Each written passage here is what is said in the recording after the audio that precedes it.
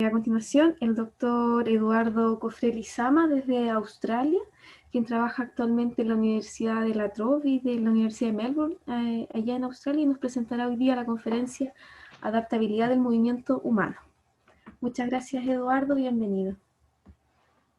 Hola, buenos días. Perdón, un segundo. Estoy Sí. tratando de compartir mi pantalla. Em,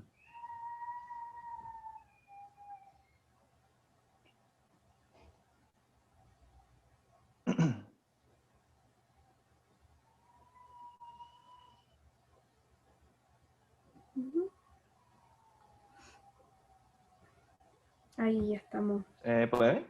Sí, se ve pequeña. Me imagino que la puedes ampliar. Em, ¿Esa se ve mejor? Se ve muy pequeña en un costado de frente a mí al lado izquierdo. Ahí se ve grande. ¿Se ve grande? Oh, perfecto. Sí, ahora quedó bien. Muchas gracias. Hola, buenos días. Muchas gracias primero por la invitación a Valesco para participar de este seminario. Em, bueno, mi nombre es Eduardo. Yo soy investigador de la Universidad de La Trobe. Y también trabajo dentro de la Universidad de Melbourne en el Departamento de Medicina. Contarles un poco de que mi background es en kinesiología, fisioterapia, eh, y mi doctorado es en biomecánica y en ciencias biomédicas, para aquellos quienes no me conocen. Y en este momento soy investigador en un proyecto que estamos llevando a cabo que es en relación a la prevención de lesiones en personal militar. Eh, bueno, antes de partir contándoles mucho más de lo que estoy haciendo, de cuál es el objetivo de nuestros proyectos, primero extender mi empatía y mi simpatía con todos los que pueden estar sufriendo en estos momentos en Chile producto del COVID. Tengo entendido que la situación no es muy auspiciosa por el momento. Afortunadamente en este lado del mundo las cosas están un poco mejor y bajo control. Habiendo dicho eso, les voy a presentar más o menos lo que voy a contarles, un resumen de lo que voy a hablar. Cuando Valesca me pidió que hiciera esta presentación, eh, y considerando el contexto de este seminario, pensé en hablar sobre algo que fuera transversal para las cosas que se encuentran haciendo en Talca, pero también las cosas que me encuentro haciendo yo y se encuentra haciendo la siguiente presentadora. Y pensé de que hablar de adaptabilidad del movimiento humano podría ser una buena idea.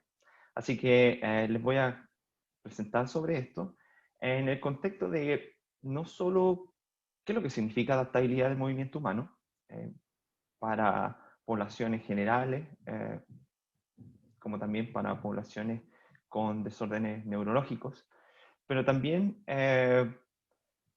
cómo esto puede afectar a otros sujetos, por ejemplo, los soldados, y cómo afecta el movimiento normal humano. También me voy a enfocar en algo que tiene que ver con las mediciones, cómo nosotros evaluamos esto. Principalmente porque existen varios conceptos que se necesitan entender para poder hablar de adaptabilidad del movimiento humano y también para explicar un poco qué es lo que ocurre, como se dice en inglés, qué es lo que ocurre debajo del capó del auto. Cómo se hacen estas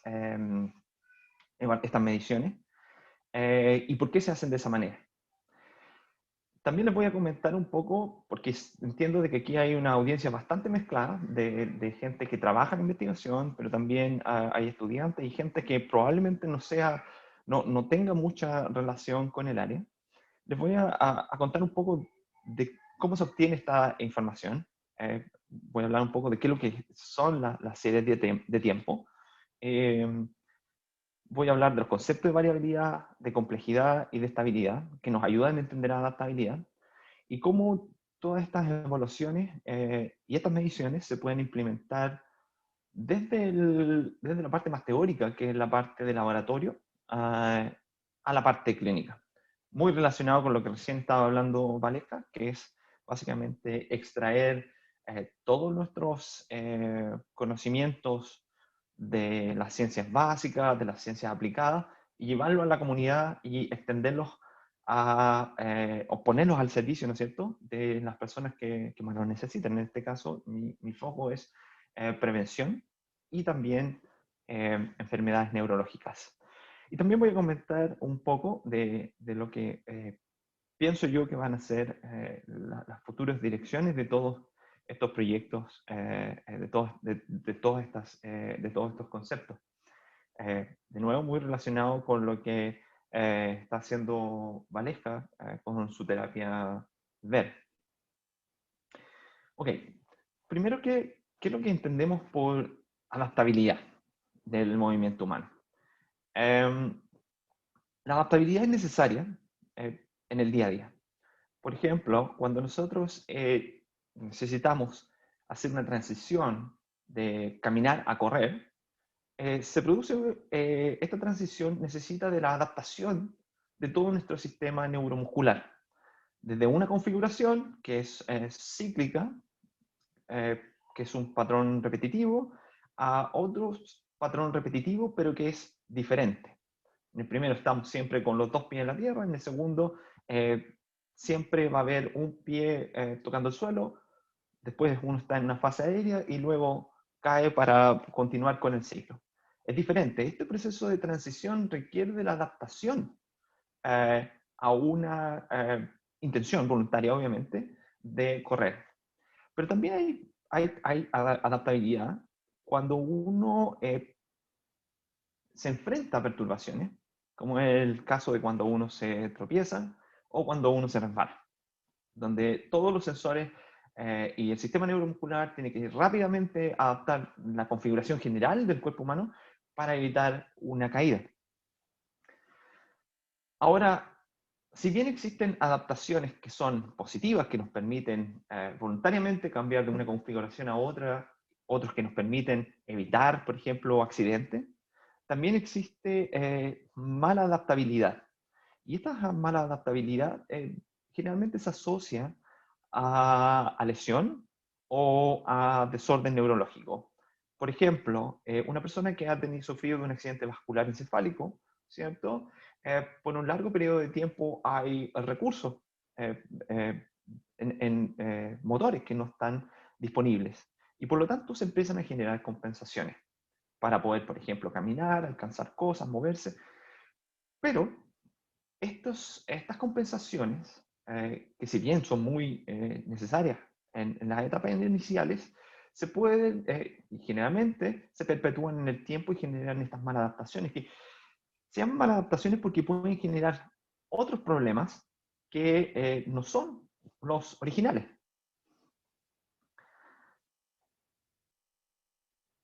Y eso sucede no solamente con personas con stroke, probablemente, pido perdón a Edith por no haber estado en su presentación, pero probablemente, por lo que recuerdo en sus presentaciones, hay maladaptaciones que incluso empiezan a generar patrones a nivel central, con el dolor de cuello, recuerdo de sus presentaciones anteriores, que son muy difíciles después de estas circuiterías que se forman en el cerebro. Es muy difícil después de poder desarmar y volver a armar un patrón relativamente normal.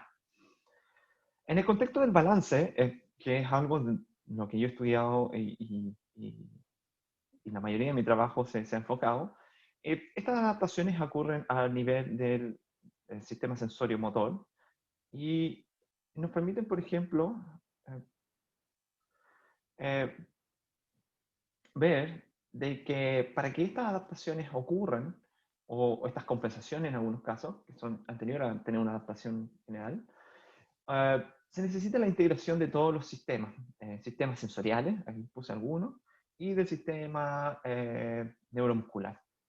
Ahora, desafortunadamente, con enfermedad y también con el envejecimiento, muchos de estos sistemas se encuentran alterados, lo que genera la incapacidad de poder hacer adaptaciones adecuadas frente a estímulos, ya sean internos como externos.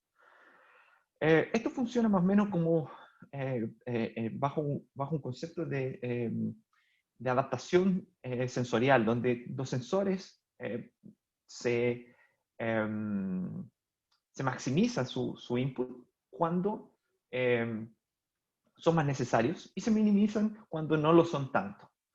Esto se llama pesaje sensorial, pero las adaptaciones también requieren del sistema neuromuscular, como decía, que podrían generar maladaptaciones. Ahora, ¿cómo podemos entender o cómo podemos medir estas adaptaciones? Es lo que voy a comentar a continuación. ¿Y por qué es importante hacerlo?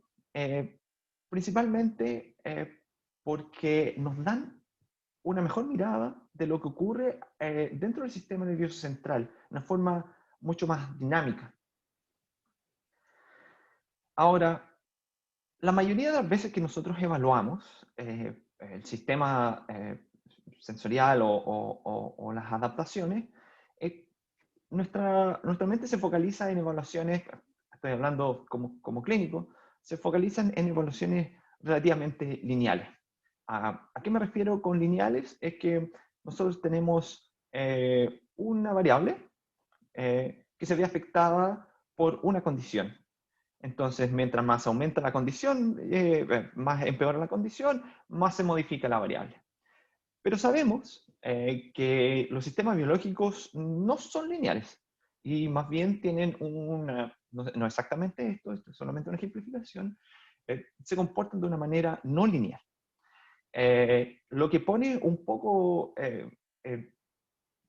en una mala posición a muchas de nuestras evaluaciones. Por ejemplo, las evaluaciones espaciotemporales de la marcha, cuando nosotros inferimos de que hay problemas debido a que existe disminución del largo del paso o disminución de la velocidad de la marcha. No siempre es una mala señal. Un ejemplo, por ejemplo, de un comportamiento no lineal es la curva longitud-tensión de los músculos. ¿Ya? Que probablemente la gente que está en el área de salud puede entender bastante bien. No es un comportamiento lineal como este que se tiene acá, sino que más bien sigue un patrón no lineal. Ahora, este patrón no lineal nos permite obtener adaptabilidad y funcionalidad del movimiento. Pero esto depende no solo de factores neuromusculares, sino que también de factores fisiológicos e incluso de comportamiento. Y todos estos son no lineales. Entonces tenemos un sistema que es bastante difícil de entender y probablemente probablemente una de las explicaciones por qué no todos los pacientes reaccionan o responden de la misma manera a intervenciones generalmente de tipo física. Antes de mencionar las variables que mencioné anteriormente, un pequeño punto para nuevamente aquellos que no están muy en el área, que es describir creo que una serie de tiempos. Durante la presentación voy a hablar mucho de la serie de tiempos, pero ¿qué es lo que es esto? Aquí les voy a presentar un video. Este es un video de uno de nuestros pacientes en un estudio de esclerosis múltiple, que está caminando en un treadmill, donde nosotros hacemos grabaciones, grabamos su movimiento, pero también obtenemos información de su actividad muscular. Lo que ustedes ven aquí en la esquina, en el lado izquierdo, son series de tiempo, que son básicamente secuencias, son datos que son coleccionados a intervalos de tiempo que nos permiten tener una evaluación más continua de lo que está ocurriendo. A diferencia, por ejemplo, de lo que es una evaluación, como lo decía antes, del largo del paso, ¿ya? Que es una evaluación mucho más discretas, donde nosotros tenemos un valor para un tiempo que puede ser de 1 o 2 segundos. Mientras que aquí, nosotros, en este caso, obtenemos 1000 datos tan solo en un segundo. ¿Ok? Ok. Variabilidad, estabilidad y complejidad nos dan una ventana o una forma, nos abren una ventana, una forma de poder entender qué es lo que es la adaptabilidad.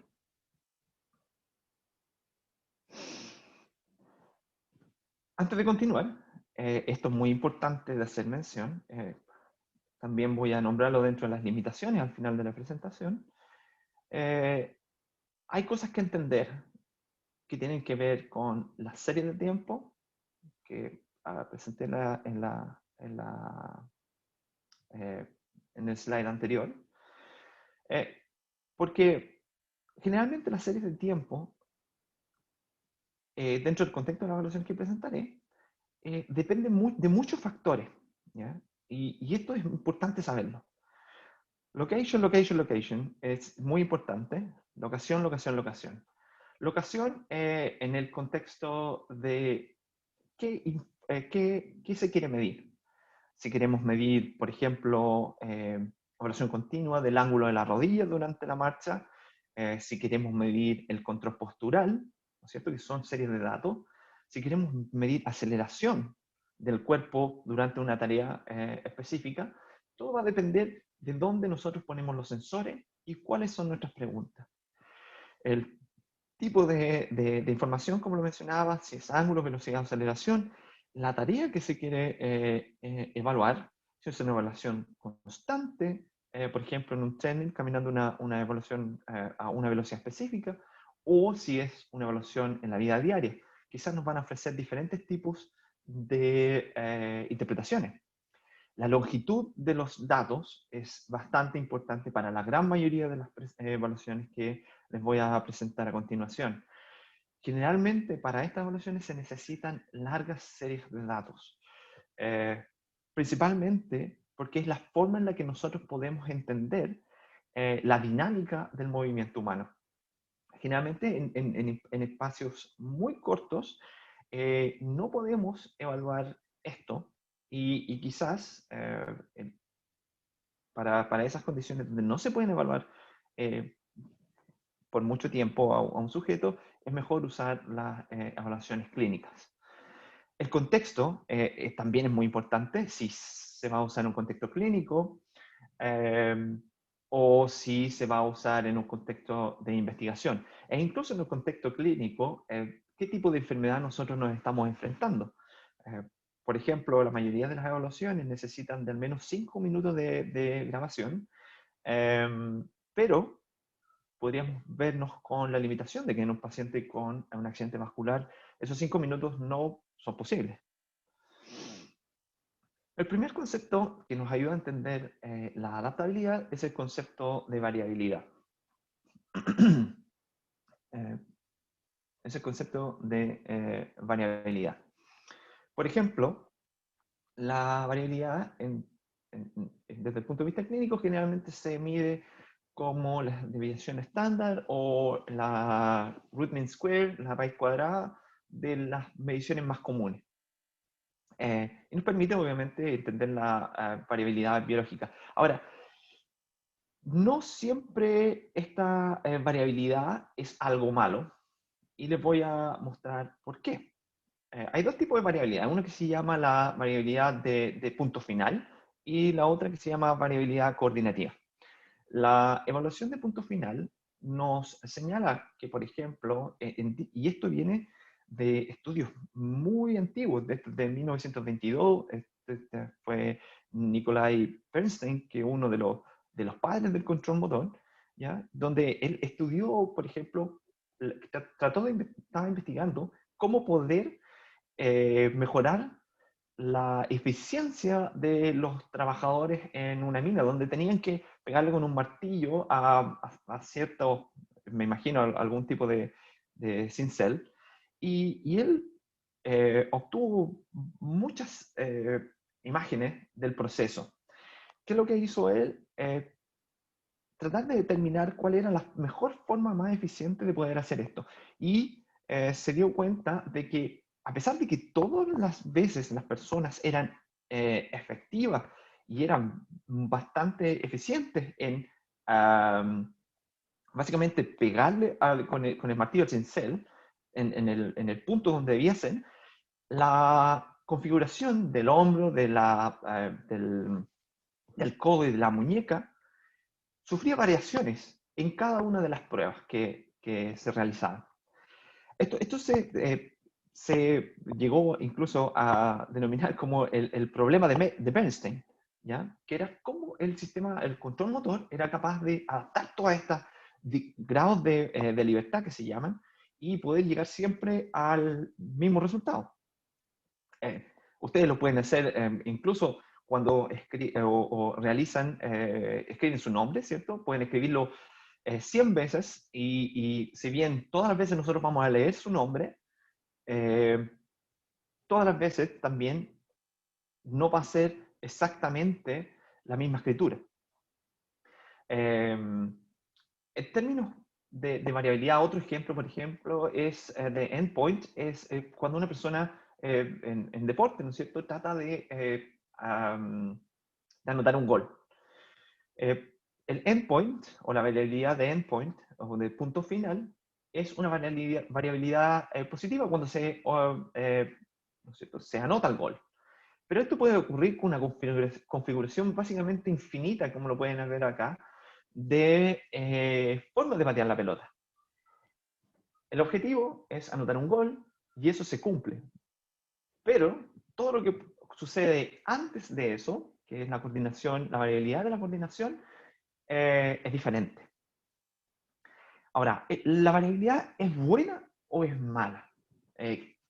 Generalmente nosotros, por mucho tiempo, hemos considerado la variabilidad como algo malo.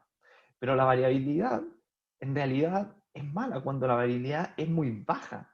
Pero también es mala, llamémoslo mala, o no adecuada en realidad, cuando es demasiado alta. Cuando es muy baja es un sistema muy rígido que no permite tolerar perturbaciones, ¿no es cierto? Disminuye la adaptabilidad básicamente del sistema. Pero cuando es muy alta, ¿no es cierto? Es caótica y pueden imaginarse, por ejemplo, la variabilidad que tiene en el movimiento una persona con Parkinson cuando trata de llevarse la cuchara a la boca, ¿ya? Donde hay un error en el punto final, que es el objetivo de llegar con la cuchara a la boca, pero también hay una cantidad exacerbada de movimientos, de fluctuaciones, que permiten de que la persona no pueda llegar a cumplir su objetivo. Entre medio, ¿no es cierto?, nosotros tenemos lo que se denomina un sistema saludable, que es una variabilidad que, si bien no se repite exactamente el mismo patrón todo el tiempo, sí permite la flexibilidad y la posibilidad de aceptar perturbaciones y lidiar con ellas. Una forma de evaluar la variabilidad, y esto es lo que nosotros estamos usando en este momento, es lo que se denomina el Trend Fluctuation Analysis, o una traducción general debe ser un análisis de fluctuaciones con remoción del promedio, en el cual estas series de datos que yo les contaba anteriormente se pueden obtener de diferentes variables biológicas. En este caso, lo que yo les presento ahí es el tiempo de cada uno de los ciclos de marcha, ¿ya? Desde que uno contacta con el pie hasta el siguiente contacto del pie. Como pueden ver, al igual que en la escritura, no siempre es lo mismo, a pesar de que la persona puede estar caminando a la misma velocidad. ¿Qué es lo que hacemos nosotros? Básicamente extraemos esta información y la ponemos en esta serie de tiempo y hacemos la dividimos en diferentes ventanas de diferentes longitudes y le extraemos el promedio. De ahí viene el concepto de trended. Y obtenemos la raíz cuadrada. Y obtenemos lo que se llama el exponente alfa, que es lo que ven acá. No voy a entrar en el detalle de la matemática detrás de esto, solamente quiero que me sigan en términos generales, que es lo que se hace. Se toma la señal, se divide en diferentes ventanas de tiempo y luego nosotros calculamos la tendencia. Y después hacemos un plot, un gráfico, donde presentamos las diferentes longitudes de cada una de las ventanas y presentamos cuál es la correlación que existe en ese momento. ¿Ya? Los valores que son bajo 0.5 se denominan de comportamiento errático. ¿Ya? En este caso, esta variabilidad es impredecible, básicamente. Y sobre 0.5 hasta 1 aproximadamente, nosotros estamos hablando de que existe correlaciones a largo plazo, que hay un patrón detrás de esto, a pesar de que la señal pareciera ser caótica, ¿no es cierto? Que hay muchas fluctuaciones, sí hay una correlación a largo plazo, hay una estructura dentro de esta medición. Como regla general, y esto es quizás argumentable, un comportamiento normal tiene un valor para esta medición de 0.75, ¿ya? Que es un sistema saludable. ¿Por qué? Porque cuando es 1, esta variabilidad podría estar hablando de un sistema demasiado rígido, nuevamente.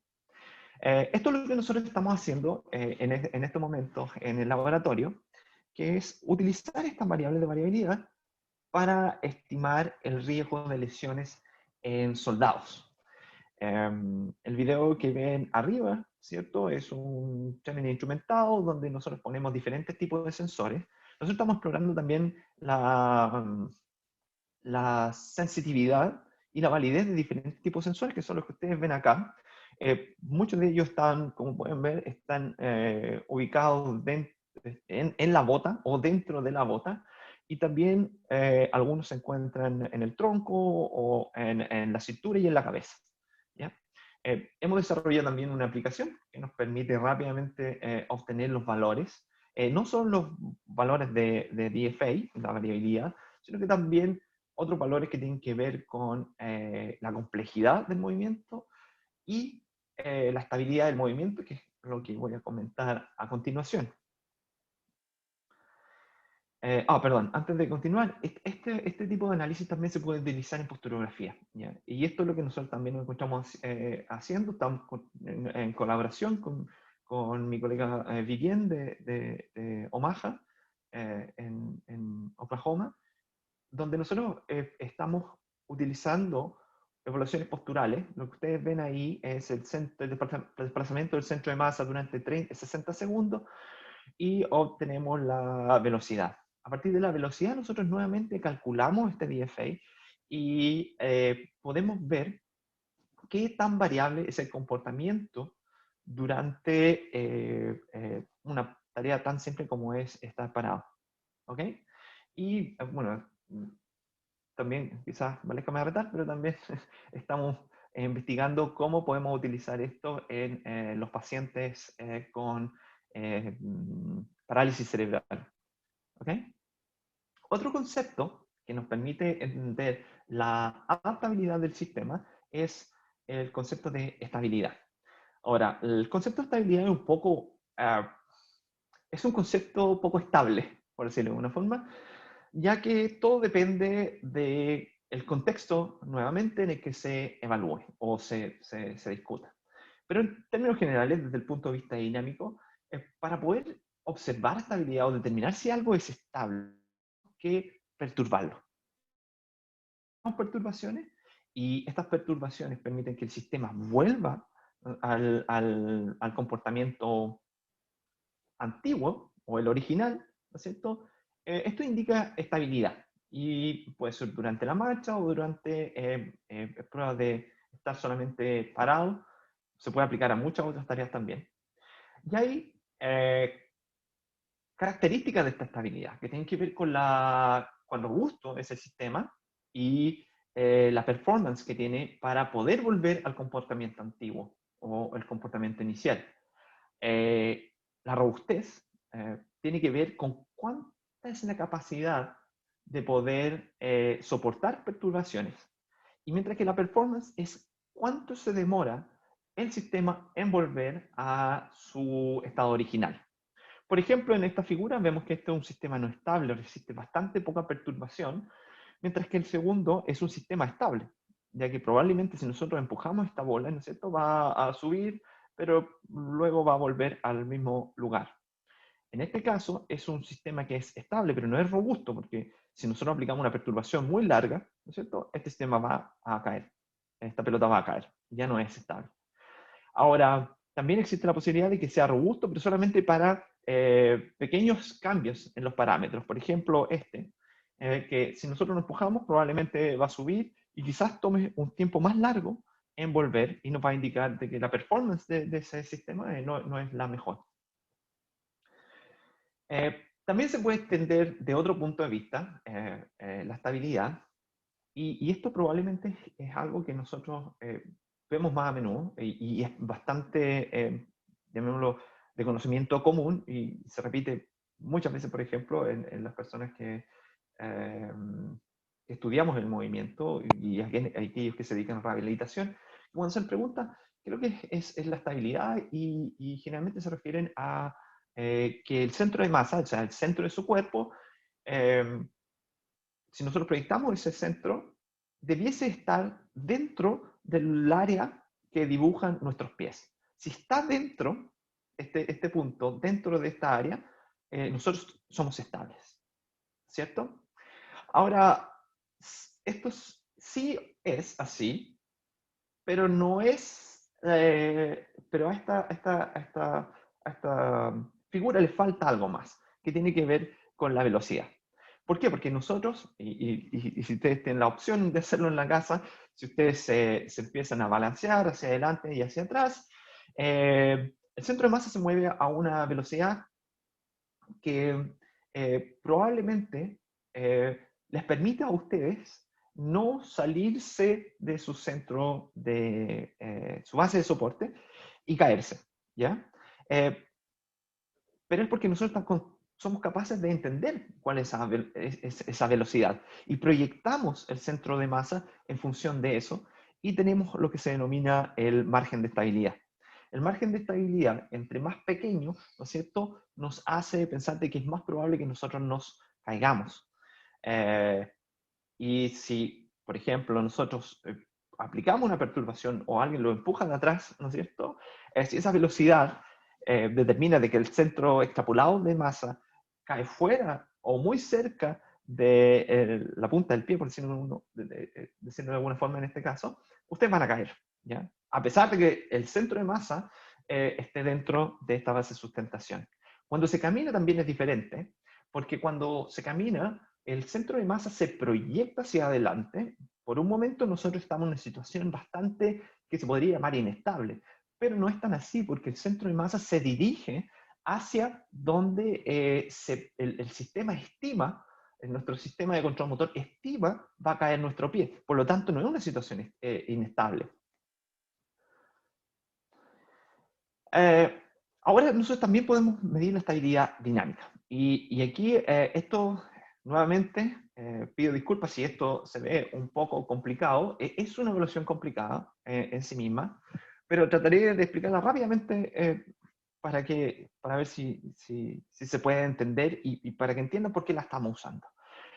Una forma de hacerlo es con lo que se llama el Lyapunov Exponent, o tiene diferentes nombres, pero en el fondo nosotros evaluamos la estabilidad local. Y nosotros, por ejemplo, en el caso de nuestro experimento, nosotros ponemos un sensor que va en la zona lumbar. Con eso obtenemos aceleraciones. Por ejemplo, aquí dice velocidad, este es solamente un ejemplo, pero obtenemos aceleraciones que nos dan un patrón. Nosotros, a partir de esto, convertimos la señal en serie de tiempo eh, con lo que se llaman dimensiones embebidas. Nosotros hacemos copias de esta señal que están retardadas en el tiempo. Y eso es lo que ustedes ven aquí, que es llamémoslo, este tallarín grande.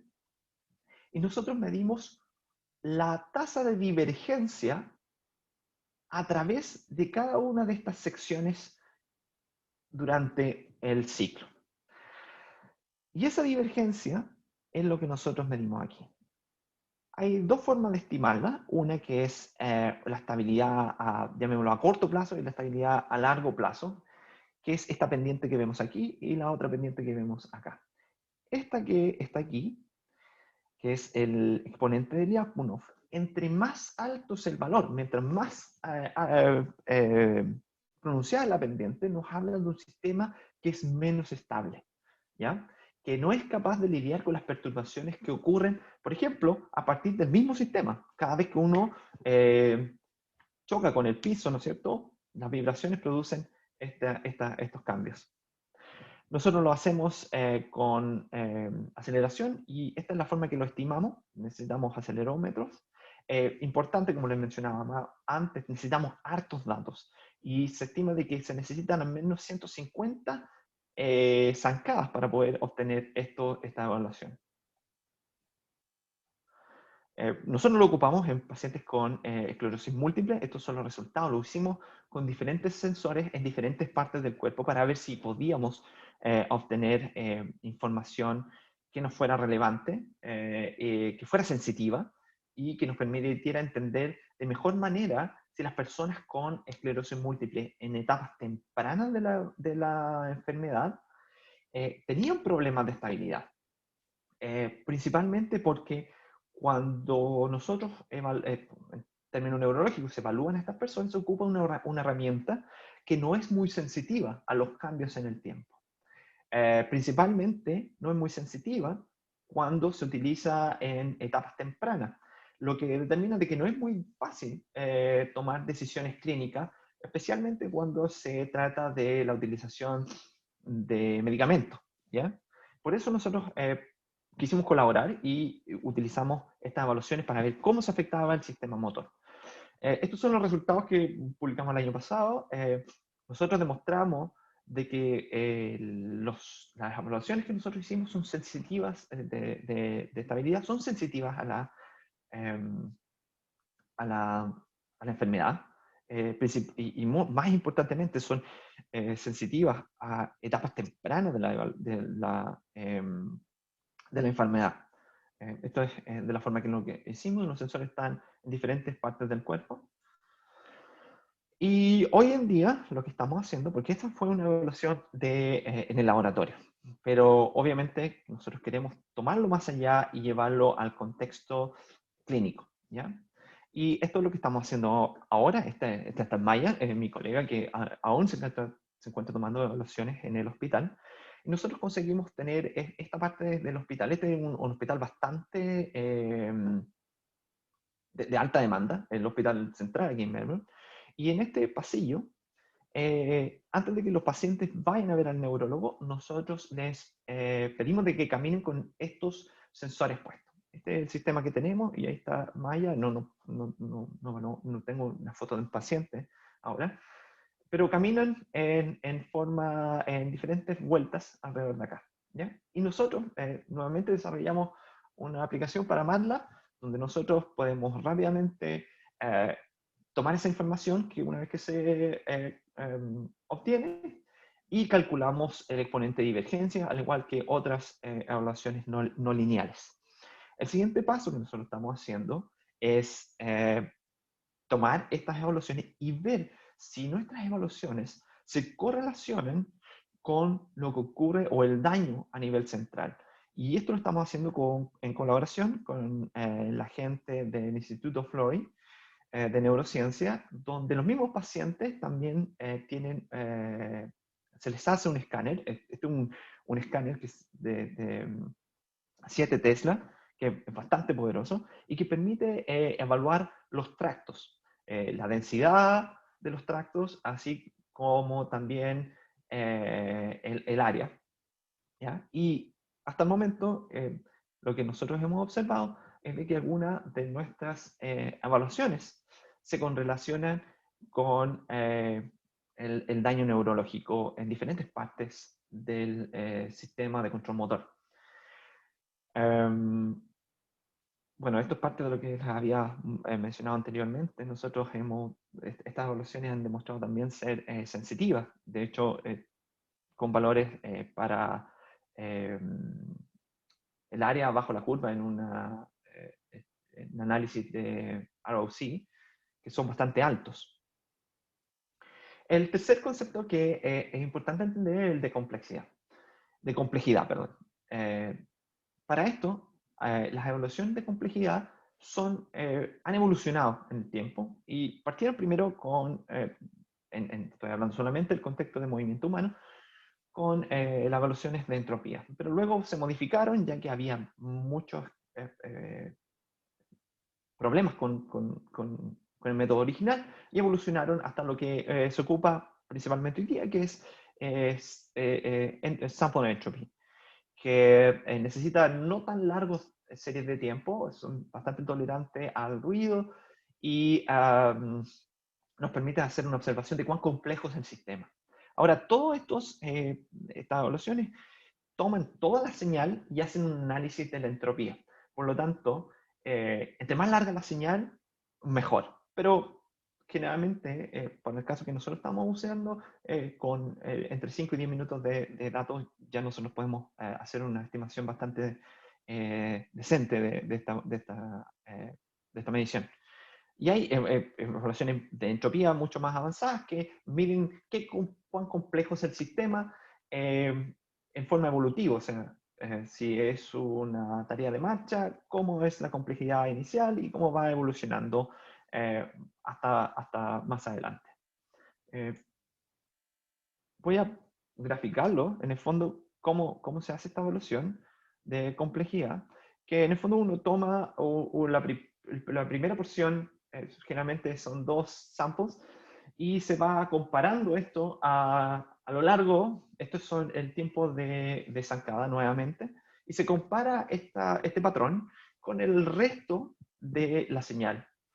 Y luego se hace lo mismo para la siguiente, y se repite hasta el concepto M, que es el número de pares usados, y se determina también una tolerancia, o sea, cuán similar tiene que ser esta señal. Y dentro de los posibles matches que podríamos tener, se cuantifica cuántos sí ocurrieron. Y esa va a ser nuestra evaluación de la complejidad. No, perdón.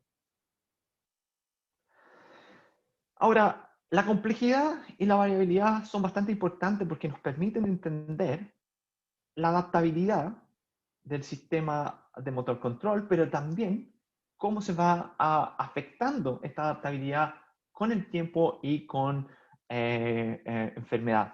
Si nosotros, esto es solamente una gráfica, pensamos de que un sistema joven está al 100%, nosotros vemos de que existe bastante variabilidad, ¿ya? Para una señal X. Pero esta variabilidad se va reduciendo con el tiempo. Y similarmente, la complejidad inicial es alta, ¿ya? Pero también se va disminuyendo a lo largo del tiempo, a un punto de que podría llegar esta complejidad a estar bajo un umbral teórico que dejaría a los sujetos proclives a lesiones o accidentes. Ahora, la mayoría de nuestras evaluaciones, me considero un biomecánico, ¿no es cierto? Nos gusta obtener bastante series de tiempo de sistemas bastante sofisticados en el laboratorio, pero tienen bastantes desventajas. Así que generalmente lo que nosotros hacemos es tratar de utilizar sensores inerciales que son bastante más fáciles de utilizar. Aquí hay una gráfica, una serie de sensores inerciales que nosotros utilizamos. Es importante, sí, entender de que por qué lo usamos y cómo lo usamos. Principalmente las mediciones, principalmente las series no lineales. Porque a veces es mejor, cuando no se pueden obtener largas series de tiempo, hacer evaluaciones clínicas. Pero también podemos utilizar estos sensores inerciales para poder entender mejor qué es lo que ocurre en una tarea tan simple como es el time up and go. El futuro de esto es que nosotros podamos utilizar estas evaluaciones con sensores inerciales conectados a aparatos que nos permitan enviar información a una nube, que nos permitan hacer los cálculos que son relativamente complejos y obtener alguna información información para los clínicos que llegue en forma rápida y les permita tomar decisiones de los siguientes pasos a tomar. Obviamente que con todo esto hay nuevos desafíos que tienen que ver con protocolos estandarizados, medición estandarizada y los aspectos técnicos y data y seguridad en el manejo de datos. Para que el mensaje que yo les quería entregar hoy día es de que hay las evaluaciones no lineales, que ya mencioné, variabilidad, estabilidad, complejidad, nos permiten tener una mejor visión de los procesos de adaptabilidad del sistema de control motor. Aunque están relacionados, es importante decir de que no son lo mismo y que las preguntas que ustedes pueden tener son las que determinan cuáles de estas mediciones se van a utilizar. Por ejemplo, cuando no es posible utilizar estas evaluaciones, es mejor utilizarlas en el contexto más clínico de evaluación más simple, ojalá implementada. Y se necesitan aún consensos para poder decir cuáles son las mejores evaluaciones y cuáles nos permiten obtener la mayor sensibilidad con respecto a una enfermedad. Les quisiera agradecer finalmente a quienes nos permiten hacer toda esta investigación, quienes soportan o apoyan nuestra investigación. Y un gran agradecimiento a ustedes por su tiempo, por estar aquí conmigo y por permitirme presentarles esto. Y los dejo con algunas de las imágenes de nuestra universidad y del laboratorio donde estoy trabajando. Muchas gracias. Estoy más que feliz de responder Muchas preguntas, si es que no me gracias, pasé mucho en el Eduardo. tiempo. No, nos quedan unos minutitos y tenemos una pregunta de Valesca González. Bueno, ya indica muy interesante la presentación, Eduardo, muchas gracias. Tengo la siguiente pregunta. En relación al control postural estático, ¿utilizan el método de DFA para ver el comportamiento de la velocidad del COP y del COM? Si es así, ¿cuál método utilizan para cuantificar la velocidad del COM y luego establecer la relación? Gracias. Sí, no estoy seguro si estoy aún compartiendo pantalla, pero No, sí, no estás nosotros... compartiendo la pantalla. Ok. Bueno, pero básicamente nosotros sí utilizamos, nosotros calculamos la velocidad del centro de masa y no utilizamos el centro de masa, sino que el centro de presión, y lo utilizamos, por el momento lo estamos utilizando en ambas piernas, principalmente porque también queremos entender cuál es la variabilidad y la complejidad de la interacción entre las dos piernas durante la postura. ¿Cuál método utilizan para cuantificar la velocidad del centro de masa? En los estudios donde hemos usado centro de masa, lo que nosotros usamos es principalmente evaluación 3D con Vicon y obtenemos el centro de masa. Pero no hemos hecho DFA para el centro de masa, sino que solamente para el centro de presión. Muchas gracias, Eduardo, por tu respuesta y por tu presentación, muy interesante. Vamos a continuar.